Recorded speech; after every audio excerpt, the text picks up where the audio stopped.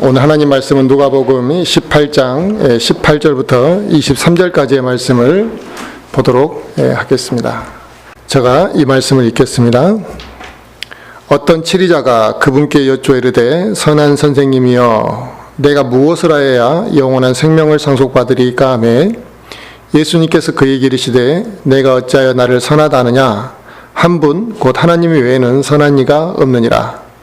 내가 간음하지 말라, 살인하지 말라, 도둑질하지 말라, 거짓 증언하지 말라, 내 아버지와 어머니를 공경하라 하는 명령을 아느니라 하시니 그가 이르되 이 모든 것은 내가 어려서부터 지켰나이다 하거늘 이제 예수님께서 이것을 들으시고 그에게 이르시되 내게 아직도 한 가지 부족한 것이 있으니 내가 가진 모든 것을 팔아 가난한 사람들에게 나누어 주라.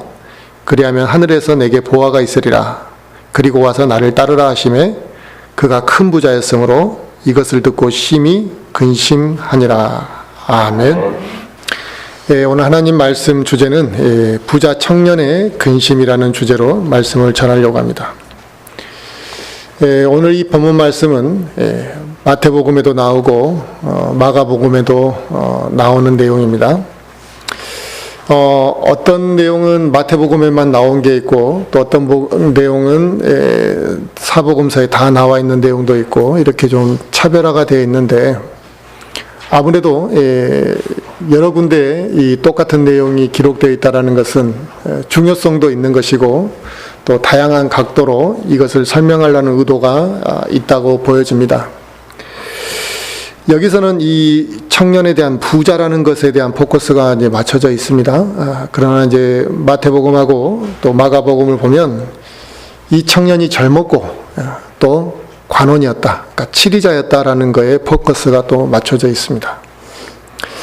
젊은 청년이 관원이었다, 치리를 하는 관원이었다라는 그 위치였고 또 물질을 많이 벌었다고 한다면 당연히 그 사람에게는 어떤 마음이 있었겠습니까? 자존심이 강했겠죠. 그리고 자부심도 강했을 것입니다. 우리는 어떤 경기를 보거나 또 이 정치에 당선이 될 때 하이라이트가 뭐냐면 얼마나 여러 번 당선이 되었느냐, 또 그 유명한 사람이 또 됐느냐 떨어졌느냐 이런 거지만 꼭 빠지지 않는 게 뭐냐면 최연소가 누구냐, 이것이 항상 중요한 이야기가 됩니다. 굉장한 자부심이 있는 거죠. 그래서 이 사람은 이 자존심과 자부심이 매우 강한 사람이었을 거라는 걸 예상해 볼 수 있습니다. 물질을 소유한 사람에게 보이지 않는 힘을 줍니다. 그래서 이 물질이 주는 힘, 이게 첫째는 자기 만족을 주는 것이거든요. 그래서 이 물질이 있는 사람은 굉장히 든든함을 가지고 있게 되고 자부심을 가지게 되고 또 그 물질로 인한 힘을 행사할 줄도 알게 됩니다. 권력을 가진 사람은 눈에 보이는 힘을 가지고 있기 때문에 사람들에게 대접을 받고 또 사람들에게 그 능력을 인정받게 됩니다. 그런데 젊은 나이에 이 두 가지를 다 가지고 있다고 한다면 당연히 그 사람은 자기 의가 강할 수밖에 없는 상황입니다. 그래서 그 젊은 부자가 주님께 나와서 자기는 의로운 척하고 자기가 얼마나 율법을 잘 지켰는지를 말하는 것이 좀 이게 거북한 상황이기도 하지만 그 사람의 입장에서 볼 때는 너무나 자연스러운 모습이 나타나게 된 것이었죠. 그래서 이 부와 권력을 다 가진 젊은 청년이 예수님께 찾아와서 예수님을 뭐라고 불렀느냐, 예수님께 뭐라고 했냐, 선생님이여 내가 무엇을 하여야 영원한 생명을 얻을 수 있겠는지 알려주시라고 이렇게 예수님 앞에 질문을 했던 것입니다. 그런데 그는 예수님을 뭐라고 불렀느냐, 선한 선생님 이렇게 불렀다라는 것입니다. 그가 예수님을 선한 선생님이라고 불렀다라는 것은 그가 예수님을 어떻게 인식하고 있는지를 보여주는 것이죠. 그 청년의 말을 들은 예수님께서 그 청년에게 뭐라고 말씀을 하셨느냐면 하나님 한 분 외에는 선한 이가 없다 이렇게 말씀하셨습니다. 나는 선하지 않다 이 개념이 지금 아니라 선한 분은 오직 하나님 한 분밖에 없다 이렇게 지금 이야기한 겁니다. 이걸 잘못 이해해서 나는 선하지 않다 이런 개념으로 이해하시면 안 되고요. 그 말은 뭐냐면 오직 하나님만이 선하시다면 하나님의 아들도 선할 것이라 이거예요. 그러면 너가 나를 하나님의 아들로 알고 지금 선하다고 하는 것이냐? 아니면 너는 무엇 때문에 나를 선하다고 하느냐라고 반문하시는 것이죠.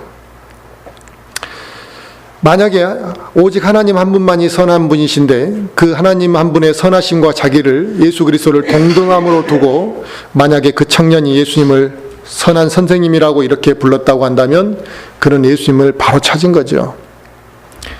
그러나 그는 그렇게 생각하지 않았고 예수님을 훌륭한 선생님 이 정도로 생각했던 것입니다.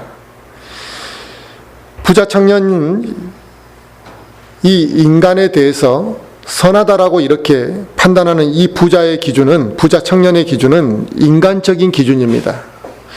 율법의 기준이나 하나님의 기준이 아니라 자기가 볼 때 저 사람은 선한 사람 이런 인간적인 기준으로 그는 말하고 있기 때문에 결국 그가 말하는 의로운 기준이 하나님의 기준에 맞을 수가 없는 거죠. 이미 선하다라는 기준이 잘못되어 있는데 그가 말하는 의로운 기준이 어떻게 맞을 수 있겠습니까? 성경은 인간은 뭐라고 이야기했느냐? 모두가 다 거짓말쟁이요 인간은 다 죄인이라 이렇게 성경은 말씀하시고 있습니다. 성경은 인간을 그렇게 정의해 놨다 이거예요. 거짓말쟁이고 악하다는 거예요. 그런데 어떻게 인간이 아무리 뛰어난 선생이라 할지라도 그가 선한 선생님이 될 수 있겠습니까? 즉 의로우신 분은 오직 하나님 한 분만이 의로우시고 선한 분도 오직 하나님 한 분만이 선하신 것이 되는 것입니다. 그러면 그렇게 접근을 했다면 이 부자 청년은 예수님을 제대로 알고 불렀거나 아니면 반대로 잘못 알고 예수님을 호칭하게 된 것이죠. 그러나 이 부자 청년은 선한 분은 오직 하나님 한 분밖에 없다라는 이 사실에 대해서 인식을 하지 못했던 것 같습니다. 이 부자 청년은 사람도 선할 수 있다고 생각했던 거죠. 그래서 예수님을 보고 자기가 볼 때 그분은 선한 분이다 이렇게 생각을 했던 것입니다. 그러니까 결국 뭐냐? 자기 자신도 의롭고 저분도 선한 선생님이다 이렇게 생각을 했던 것이죠. 하지만 주님께서는 한 분 하나님 외에는 선한 이가 없다 이렇게 말씀하시는 것은 결국 인간은 의로울 수 없다라는 것을 그 청년에게 가르치시고자 했던 것입니다. 그러므로 너가 나를 단순히 선한 사람 정도로만 생각했다면 내가 하나님의 아들이 아니라고 한다면 나는 선하지 못한 것이다. 너는 나를 하나님의 아들로 인식하지 않는데 내가 선하지 않고 하나님의 아들이 아니고 선하지가 않다면 내가 어떻게 너에게 영원한 생명에 대해서 알려줄 수 있겠느냐? 그것을 말씀하시는 것이죠. 그래도 영원한 생명에 관심을 가지고 온 이 부자 청년을 주님께서는 그에게 깨닫게 해주시고 싶은 마음이 있었던 거죠. 자기 발로 찾아와서 영원한 생명을 물었으니까. 그래서 그에게 뭐라고 이야기했느냐? 그러면 너가 우선은 나를 호칭하는 이것은 좀 잘못됐다마는 너가 그렇게 영원한 생명을 얻고 싶으면 율법을 잘 지켜라. 첫째는 간음하지 말아라. 그리고 살인하지도 말고 도둑질하지 말고 거짓 증언하지도 말고 내 어머니와 아버지를 잘 공경해라. 그랬습니다. 왜냐하면 일반적인 사람들도 이 정도 몇 가지 안 되는 5가지만 이야기를 해줘도 10계명을 떠나서 5가지만 이야기해줘도 못 지키는 것을 두려워할 텐데 이 부자 청년은 너무나 당당하게 자신 있게 나는 이 모든 것을 어려서부터 지켰다고 이렇게 대답했습니다. 그러자 주님께서는 그에게 뭐라고 이야기했느냐? 그런데 한 가지를 너가 못 지켰다. 한 가지를 더 지켜야 되는데 너가 가지고 있는 것을 모두 팔아서 가난한 자에게 주고 너는 나를 따르면 된다. 그러면 너가 영원한 생명 받을 수 있을 거다. 이렇게 이야기했습니다. 그러자 이 말을 들은 청년의 반응이 어떻게 됐습니까? 심히 근심하고 돌아갔다 그랬습니다. 그러니까 굉장히 괴로워하고 돌아간 거예요. 여기서 놀라운 사실은 뭐냐면 이 부자 청년이 실제로 어려서부터 자기는 계명을 다 지켜왔다고 말하고 있다는 그 사실이 놀라운 것입니다. 과연 이 부자 청년은 계명을 다 지켰을까요? 알 수가 없어요.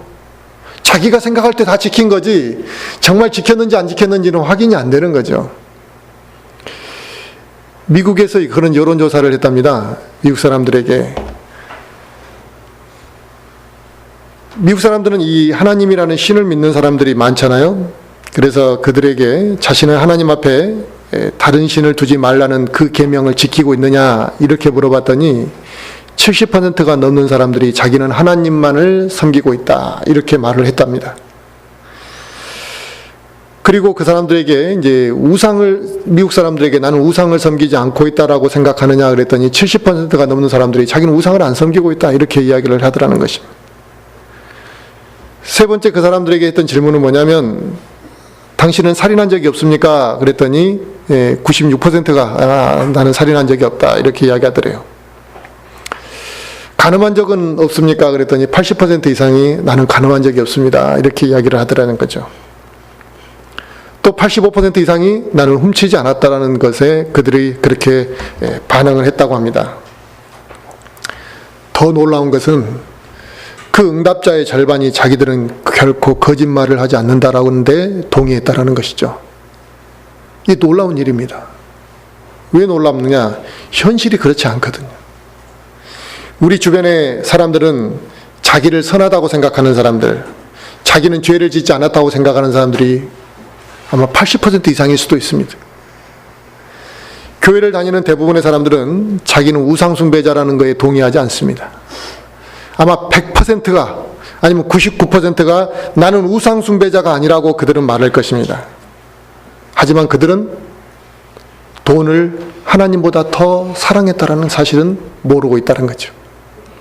돈을 하나님보다 더 사랑하는 것이 우상숭배라는 것이죠. 자신은 거짓말을 하지 않았다라고 말하는 그런 사람들이 많습니다만 그건 자기 자신을 속이는 것입니다. 이와 같이 사람들의 반응이라는 것이 죄에 대한 찔림을 받지 아니하고 죄에 대해서 깊이 생각해보지 않고 살아가기 때문에 이와 같은 엉뚱한 현상의 결과들이 나타나는 것입니다. 자기는 그렇게 타락하지 않았다 생각합니다. 자기는 간음한 것이 아니라 자기는 그저 사랑하는 사람하고의 동침을 했을 뿐이라고 생각하는 거죠. 어떻게 미국의 사람들이 80% 이상이 그 사람들이 간음을 안 했다고 생각할 이런 말에 동의할 사람이 누가 있겠습니까? 탐심은 우상숭배라고 성경은 말씀하시고 있지만 대부분의 사람들은 이 탐심이 자기가 탐심에 물들어 있다고 생각하지 않기 때문에 나는 우상숭배와는 관계가 없다라고 이렇게 생각한다는 것입니다. 교회 안에 있는 수많은 그리스도인들 또 구원을 안 받았더라도 교회 안에 머물고 있는 수많은 교인들이 얼마나 하나님 앞에 추악한 죄인이고 또 지금도 죄를 짓고 있는지 그 죄가 또 용서를 받았는지 안 받았는지도 모르고 앉아있는 그 교인들 이런 사람들이 많습니다. 하나님께서 우리 인간을 왜 죄인이라고 말씀하시는지도 모른 채 사람들은 나는 그래도 나쁘게 살지 않았다라는 것을 위안을 삼고 산다는 것입니다. 나는 그래도 선하게 살아가는 편이라고 생각하는 것이죠. 주님을 찾아온 이 부자도 자기 자신을 그렇게 생각했습니다. 나는 그래도 의롭다고 생각했던 것이고 나는 그래도 율법을 잘 지켜왔다고 생각했습니다. 그런데 문제는 이 율법 몇 가지를 이 청년이 열심히 지켰는지는 모르지만 율법이 궁극적으로 우리에게 요구하는 것이 무엇인지를 이 청년은 몰랐던 것이죠.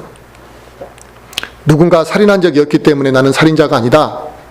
그 사람은 그렇게 생각했던 것입니다. 내가 누구 집에 들어가서 물건을 훔치지 않았기 때문에 도둑질을 한 것이 아니라고 생각했습니다.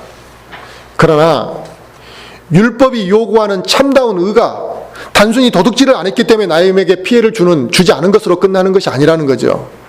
그것은 대표성을 떼긴 것을 이야기할 뿐이고 그 외에도 우리가 누군가에게 피해를 주고 누군가에게 손실을 입혔다면 그것은 도둑질에 준한 일을 우리가 하고 있는 경우들이 율법이 말씀하시고 있는 것이라 이거죠.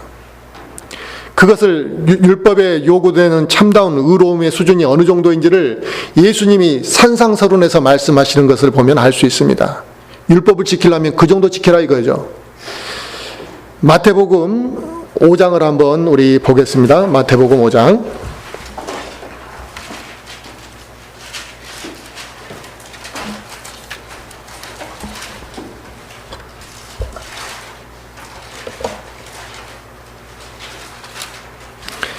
마태복음 5장 21절부터 보겠습니다.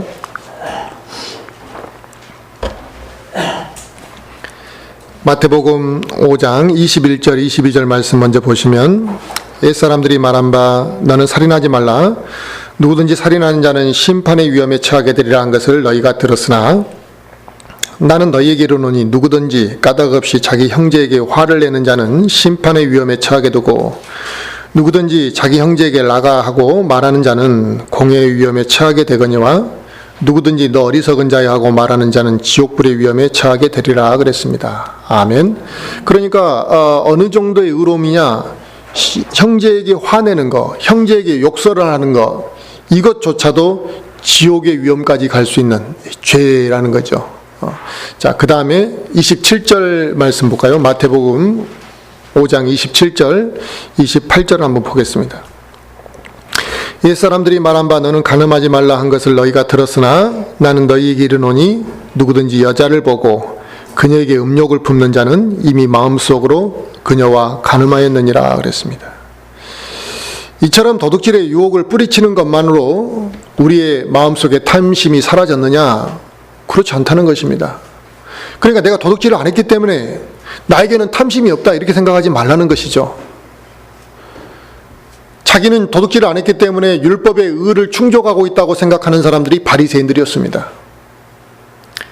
자기는 육체적으로 간음을 하지 않았기 때문에 머릿속에 그 간음의 여자에 대한 음욕이 사라진 것은 아닙니다. 그렇기 때문에 우리가 육체적인 간음을 하지 않았다 그래서 내가 하나님 앞에 의로운 사람이라고 드러내지 말라는 것이죠. 바로 율법의 의를 충족시킨다라는 것이 어느 정도인지를 이 부자 청년에게 깨닫게 하시기 위해서 주님께서는 선한 일의 소유, 선한 일이라는 것이 어느 수준인지를 이야기하시는 것입니다.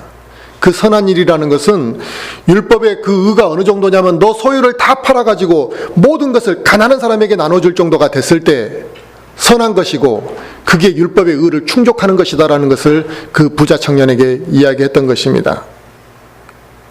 그와 같은 명령은 그 청년이 율법을 지키지 못한다라는 것을 스스로 깨닫게 해주시기 위한 것이었습니다. 또 율법을 지키려면 어떻게 지켜야 되는지를 깨닫게 해주시기 위함이었습니다. 그래서 그 말을 들었을 때 인간은 아무리 노력할지라도 또 선하게 살려고 한다 할지라도 율법의 의를 충족시킬 수가 없는 것이구나. 저 죄수하고 나하고 다를 바가 없는 것이구나. 이 율법의 기준에서는 그렇구나라는 것을 이 청년은 인식을 했어야만 한다는 것입니다. 그런데 오늘 본문에 나온 이 부자 청년은 세상적인 기준에서 볼 때 나는 나쁜 사람이 아니었던 것입니다. 자기는 나름대로 선을 행하려고 했습니다. 하지만 하나님의 율법에 대해서 그리고 인간의 본성에 대해서 정확하게 알지 못함으로 인해 자기가 선한 줄 알았고 자기의 의로움이 인정받을 만하다고 그는 착각했기 때문에 예수님 앞에 와서 너무나 당당하게 자기가 그런 것들은 어려서부터 완전히 잘 지켜왔다 이렇게 이야기를 했던 것이라 이겁니다. 이 부자 청년처럼 자신이 부유해서 무엇인가 사람에게 베푼 사람은 그렇게 생각할 수밖에 없죠. 나는 이렇게 이것을 어렵게 많은 물질을 모았는데 내가 이 사람들에게 베풀었으니까 그래도 나는 괜찮은 사람이다라는 인식을 쉽게 할 수 있는 것입니다. 착각을 할 수 있는 것이죠. 또 치리를 하는 사람들이 세상에 정책을 세우잖아요. 근데 그 정책을 세웠는데 그 정책이 많은 사람에게 도움이 됐습니다. 그러면 그 사람은 자기는 선한 일을 했다라고 분명히 인식을 하고 있을 거라는 거죠. 자기의 공로잖아요. 그 공로를 드러내고 싶어 할 것이라는 것입니다. 그래서 그는 자기가 그래도 괜찮은 사람이라고 생각할 수밖에 없을 것이라는 거죠. 하지만 어느 누가 이 하나님이 말씀하시는 율법을 완전히 지킬 수 있겠느냐 이거죠. 그런데 의외로 많은 사람들이 또 그 당시 바리새인들이 그들은 이 부자 청년과 같이 자기는 선하다고 생각했고 자신은 괜찮은 존재라고 착각했고 또 자기는 이렇게 의를 인정받을 만큼 의로운 사람인 것처럼 의를 드러내고 살았다라는 것입니다. 이것은 자기 자신에 대한 과대평가입니다. 바로 오늘 본문의 부자 청년과 같은 이 교만함, 어리석음 때문에 자기 자신을 정확하게 인지하지 못하는 사람들, 이런 사람들이 지금 이 시대에도 있으며, 이런 사람들이 교회 안에도 있고, 이런 사람들이 자기들의 영적 수준을 과대평가하는 경향들이 있습니다. 그런데 이 사람들이 자기 자신을 과대평가하는 이유는 뭐냐면, 하나님의 말씀의 그 본질 앞에서 자기를 비춰보지 않기 때문에 과대평가하는 거죠. 하나님의 말씀을 주야로 묵상하면서 하나님의 말씀 앞에 겸손해지면 어떻게 자기 자신을 과대평가할 수가 있겠습니까? 하지만 우리는 알아야 합니다. 하나님 한 분 외에 누가 선할 수 있겠느냐 이거죠. 물론 정도의 차이는 좀 있겠죠. 조금 더 악한 사람이 있고 덜 악한 사람이 있을 수는 있겠습니다만, 인간은 악하다. 성령님을 통하지 않고서는 내 안에서 선한 것이 나올 수 없다. 이것을 인정해야지만 우리가 예수 그리스도를 받아들일 때 정상적으로 받아들일 수 있는 것입니다. 이걸 인정하지 아니하고 나에게서는 선한 것이 나올 수 없고, 또 오직 성령님으로 인해서만 선한 것이 나타날 수 있다는 것을 먼저 인정하지 아니하고 예수님을 믿는다는 것은 무엇인가 좀 비정상적인 것이죠. 그런 사람들은 예수님을 믿는다고 말을 하는데 예수님을 의지할 마음은 없는 것을 보게 됩니다. 많은 사람들이 예수님을 믿으라고 우리가 복음을 전합니다만, 그들이 구주로 예수님을 받아들일 마음이 없는 이유는 그들이 먼저 자기가 얼마나 완악한 인간인지를 잘 모르기 때문에 그렇습니다. 자기가 죄를 용서받아야 할 만한 악한 인간이라고 인식을 안 한다는 거죠.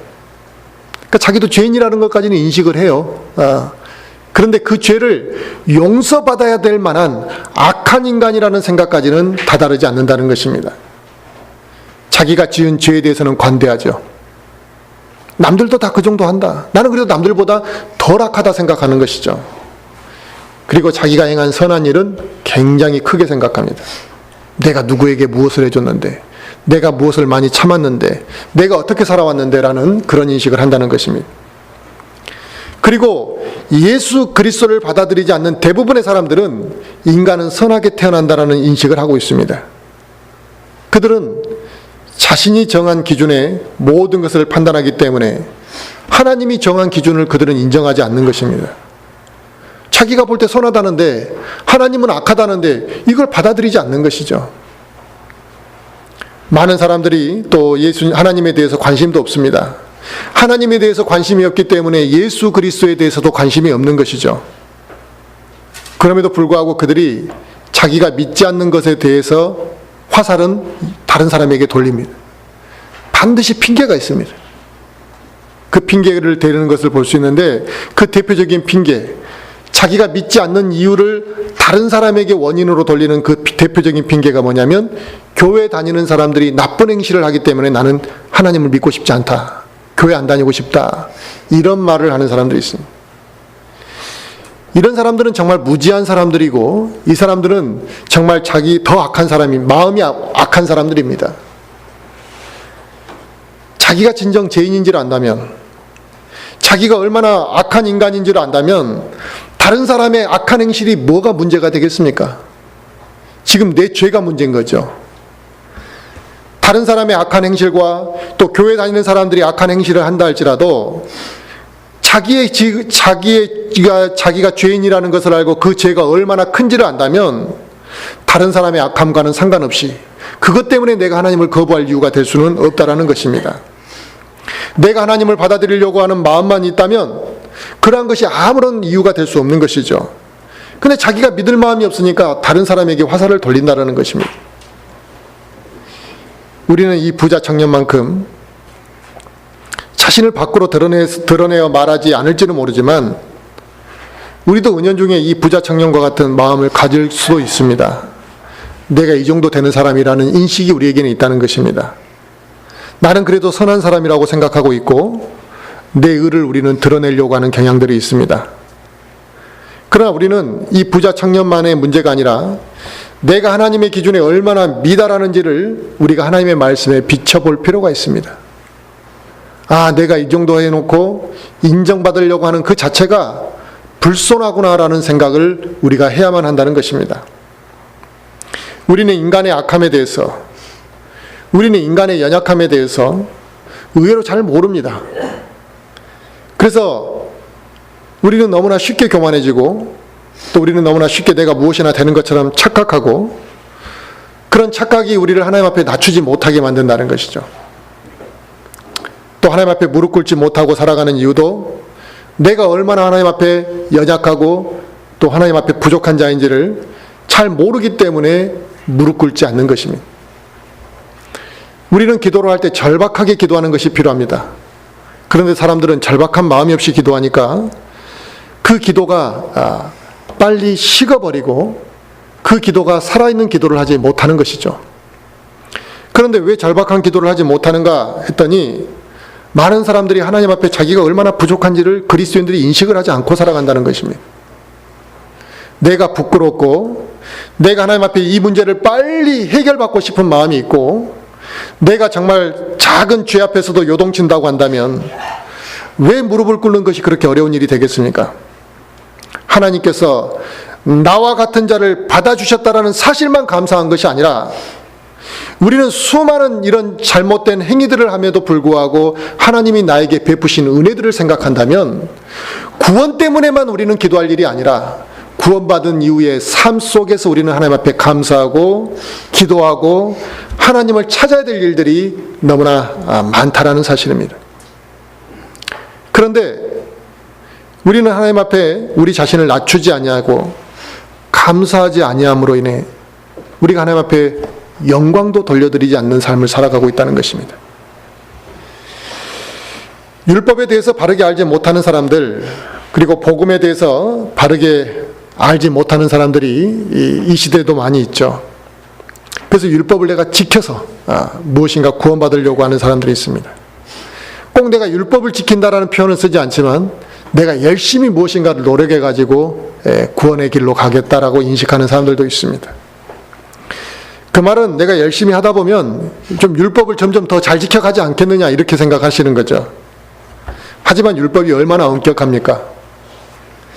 인간의 연약함과 인간의 어리석음이 어떻게 이 율법에 다다를 수 있겠느냐는 거죠. 그래서 우리는 율법을 딱 비춰볼 때마다 그냥 부끄러워지는 것이에요. 얼마나 내가 부족한 존재인지를 알게 되는 것입니다. 그래서 나와 같이 희망 없는 자, 그 율법을 완성하고 전부 다 지키는 것은 고사하고 10개도 지키기 어려운 이 완악한 죄인이라는 것을 인식하게 되고 이런 완악한 희망이 없는 죄인을 위해서 예수님께서 죽으셔서 그 죽으심을 믿기만 하면 값없이 구원을 허락하시겠다라는 이 복음은 하나님의 은혜임을 누가 부인하겠느냐 이거죠. 그래서 내가 이 복음을 받아들이는 사실은 매우 기쁘고 감사할 일이 될 수밖에 없는 것입니다. 그런데 이 시대의 교회 안에 많은 사람들 중에 막연히 자신은 하늘나라에 가지 않을까라는 생각을 하는 사람들이 있다는 것입니다. 심지어 교회 다니지 않는 사람들 중에서도 나 정도 되면 그래도 지옥은 안 가겠지라고 생각하는 사람들도 있더라는 거죠. 그런데 또 반대로 교회 다니는 사람들 중에서 지금 당장 죽어서 하늘나라에 들어갈 확신이 또 없는 사람들도 있습니다. 그 사람들은 그러면 왜 열심히 교회를 다니냐 이거 확신도 없는데. 기복신앙이죠. 이 종교심을 가지고 내가 열심히 교회 신앙생활을 하다 보면 무엇인가 하나님께서 나에게 복을 주시고 무엇인가 하나님께서 나에게 그래도 해결해 주시는 게 있지 않겠는가. 근데 그들은 포커스가 하늘에 대한 소망이 맞춰져 있는 게 아니라 이 세상에서 복을 주는 걸로 만족하는 거죠. 이 기복신앙이라는 것은. 그렇게 교회에 나오는 사람들이 지금 무수히 많습니다. 이들은 성경적인 지식에 근거하지 않고 이 믿음을 세워가다 보니까 믿음이 바르게 세워져 가기가 어려운 거죠. 또 하나님께서 우리에게 주시는 우리에게 그 주시는 의로움, 하나님이 우리에게 주신 이 의로움에 대해서 모르고 있기 때문에 그들은 복음을 정확하게 깨닫지 못한다는 것입니다. 그러니까 막연히 열심히 살려고만 한다는 것이죠. 그렇게 자기가 열심히 교회를 다니다 보면 하늘나라에 들어갈 것이라고 믿고 있다는 사실이 안타까운 뿐입니다. 그래서 이 교회 안에 교인들을 보면 구원을 받은 사람도 있고 구원을 안 받은 사람들도 있는데 그들이 예수님을 닮아가려고 하는 이 공통점이 있습니다. 그러니까 우리는 예수님을 닮아간다 그러면 다 좋은 쪽으로 우리는 생각을 합니다만, 일반 교회 안에 구원받지 않는 사람들도 보면, 우리가 흔히 제도권 교회에 구원에 대해서 인식하지 못하고 다니는 사람들 보면 그 사람들이 예수님 안 닮으려고 합니까? 닮으려고 합니다. 어떻게 보면 우리보다 더 예수님을 닮으려고 하는 그런 경향들이 그들에게서 볼 수 있습니다. 그들은 예수님을 닮아간다라는 것이 어떤 의도냐면, 내가 구원을 받았기 때문에 내 안에 계신 그 예수님과 동행하고 내가 그 예수님을 닮아가야 되고 새 사람으로 바뀌어야 된다는, 이렇게 인식하고 노력하는 것이 아니라 그냥 최선을 다해서 어떤 훌륭한 사람을 모델로 두고 그를 닮아가려고 하는 것이라. 그러니까 이 근원의 출발점이 달라요. 예수님을 닮아간다고 하는데요. 그래서 내가 예수님을 잘 닮아가고 모범을 따르고 노력하다 보면 무엇인가 구원을 받을 수 있지 않겠느냐? 또 무엇인가 내가 선한 사람이 되지 않겠느냐? 이렇게 닮아가려고 한다는 사실입니다. 이것은 성경에서 말씀하시는 본질적인 성화하고는 다른 거죠. 우리가 예수님을 닮아가야 된다는 그 형태가 내가 구원을 받았기 때문에 내 안에 계신 성령님으로 인해서 예수님을 닮아가는 것과 어떤 위대하신 인물을 하나의 롤 모델로 두고 그를 닮아가려고 하는 것이 어떻게 똑같은 모습일 수 있겠습니까? 결과가 같을 수가 없는 것입니다. 그 의도가 전혀 다른 의도에서 출발하는 것입니다. 하나님을 섬긴다고 하면서 구원의 확신도 없고 복음을 받아들이지 못한 사람들이 하나님을 잘 모르고 있고 하나님에 대해서 잘 모르기 때문에 이런 현상이 나타나는 것입니다. 우리가 죄를 용서받고 반드시 구원받아야 되는 이유는 무엇이냐면, 하나님께서 처음에 아담을 창조하실 때 죄인으로 창조하신 것이 아니잖아요. 죄가 없는 그 상태, 그 본래 아담에게 주어졌던 그 처음의 의로움, 그것 때문에 우리가 구원을 받아야 되는 것입니다. 왜? 다시 회복되려면 그 상태로 가야만 한다는 것이죠. 그래서 하나님께서는 거룩하신 분입니다. 하나님께서는 의로우신 분이십니다. 그래서 우리와 함께 거하시기 위해서는 아담이 타락하기 전에 처음 에덴 동산에 있었던 그 상태의 의로움, 우리가 그렇게 바뀌어야만 한다는 것입니다. 하나님과 거하기 위해서 그 처음의 의로운 상태로 우리를 회복시키시기 위해서 우리에게 구원을 받아야만 하는 것이죠. 이처럼 하나님께서 우리 인간들에게 절대적인 완전함을 요구하신다는 사실은, 우리가 구원을 받지 않았다고 한다면 이 하나님의 절대적인 의롭고 완전함을 요구하는 것은 우리에게 너무나 힘든 일이고 근심을 이루게 할 일입니다. 부자 청년처럼 아마 심히 근심했을 거예요. 내가 여기서 여기까지 죽으라고 잘해왔는데 너 아직 2개 못했다. 근데 살 날은 얼마 안 남은 거예요. 살 날은 아직 곧 죽을 것 같은데 2개 덜 지켰다고 한다면 얼마나 근심하고 낙담하겠습니까?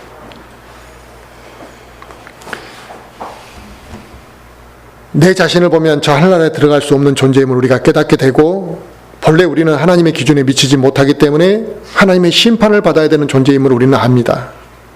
하지만 예수님의 죽으심과 부활로 인해서 그분이 구원의 길을 완성해 놓으셨기 때문에 우리가 그 구원을 완성해 놓은 그 길에 순종하고 절대적으로 의지하여 그분이 나의 죄를 위해서 죽으셨다는 것을 믿게 되면 우리가 그분의 의로움을 입게 되어버리는 것이라 이겁니다. 그분의 의로움을 우리가 못 입게 되면 성령님으로 인해 우리가 다시 태어나게 되고, 그렇게 되면 하나님께서 이제 우리를 의롭다고 이야기하신다는 것이죠. 왜냐?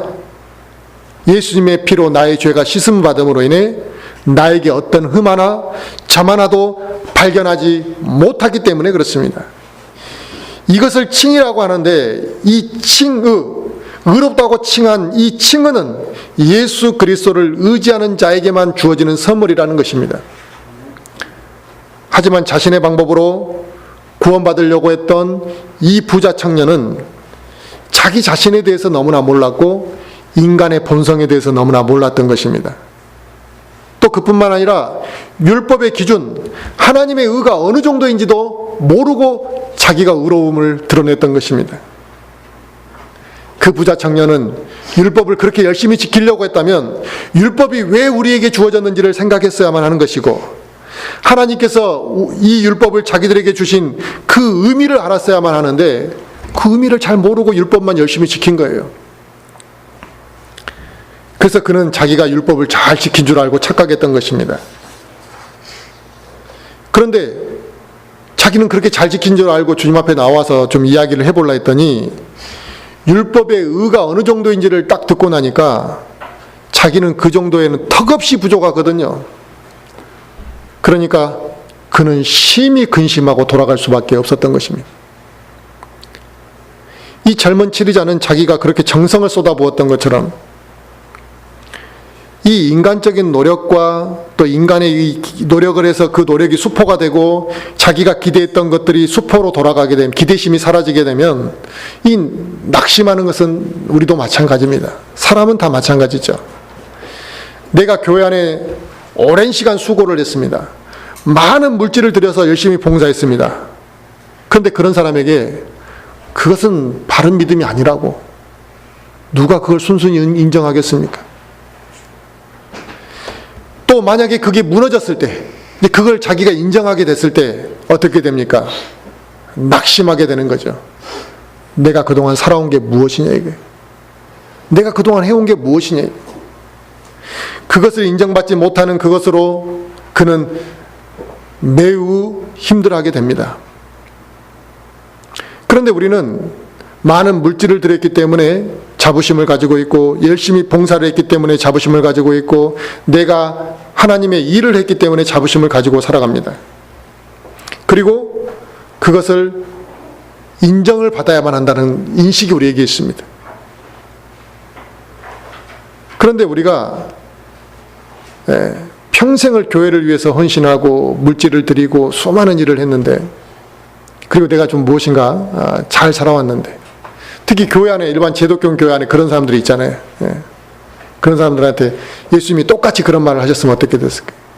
너가 그렇게 잘했냐고. 정말 잘했다. 교회에서 그렇게 훌륭한 직분, 좋은 직분을 맡고 훌륭한 일을 많이 했구나. 마지막 하나만 더 하고 와라.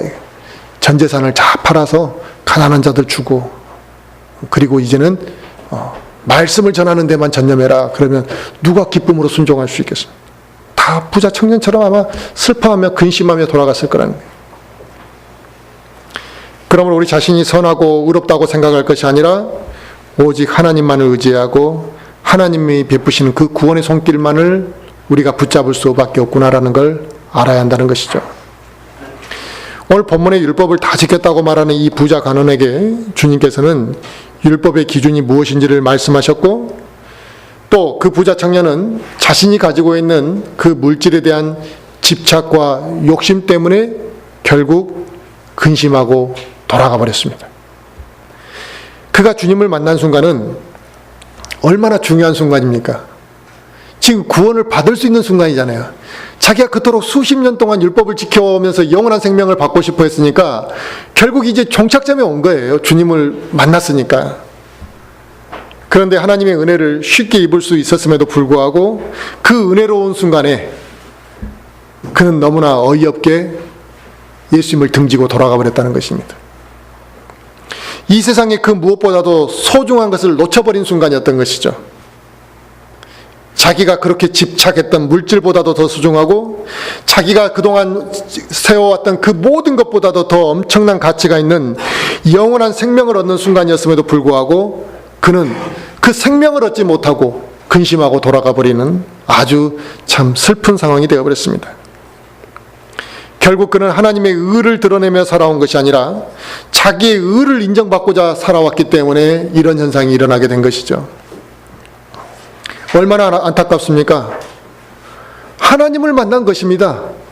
인간의 몸을 입고 오신 하나님을 만나고 그 하나님을 눈앞에 두고 영원한 생명에 대해서 논했던 사람인데, 그 영원한 생명을 받을 수 있는 기회에 그가 근심하고 돌아가 버렸다라는 이 얼마나 안타깝고 놀라운 일이냐.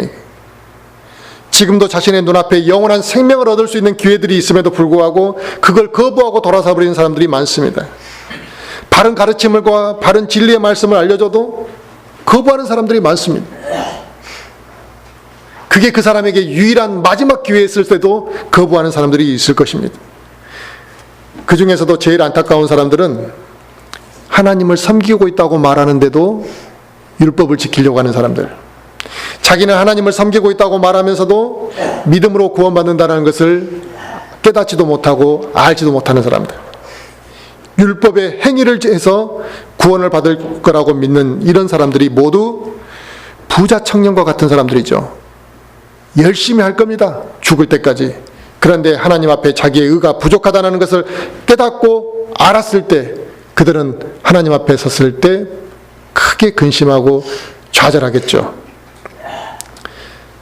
세상에는 하나님을 위해 헌신했다고 하는 사람들이 너무나 많습니다. 아프리카 가서 자기 인생을 다 쏟아부은 사람들도 있습니다. 그 어려운 사람들을 위해서 같이 병들으면서 봉사한 사람들이 있습니다.